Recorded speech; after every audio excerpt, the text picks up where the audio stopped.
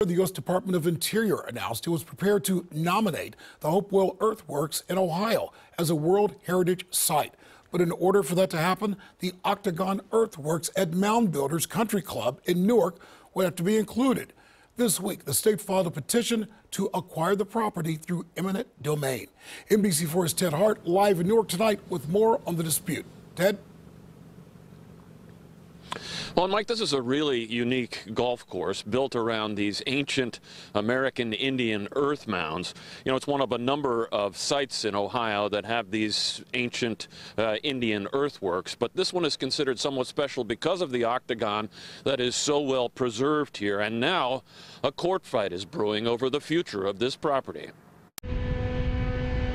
For more than 100 years, the country club has maintained its golf course and the prehistoric mounds. Most significant here are the mounds that make up an octagon shape.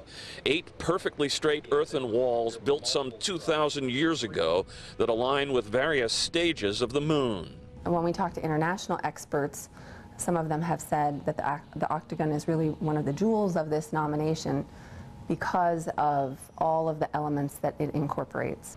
Earlier this year, the U.S. Department of Interior said it was prepared to nominate the Hopewell Earthworks sites as a World Heritage Site, a prestigious recognition of cultural significance. But in order to be considered, the Octagon Earthworks on the golf course would have to be included. So the state wants the property. I think a lot of Ohioans don't know about these places, and opening it up so they can visit and learn, that's our mission. The state already owns the golf course, but leases it to the country club, and the lease extends another 60 years. They want that lease back before 2078. What they don't want to do is pay us for that. David KRATOVILLE, president of the club's board of trustees, says negotiations have gone nowhere, and now the state's trying to strong-arm the club with the petition for eminent domain. He says the club absolutely respects what the state is hoping to accomplish. We would prefer to stay, but we're willing to recreate or relocate. They simply need to pay us enough money so that we can go and do that.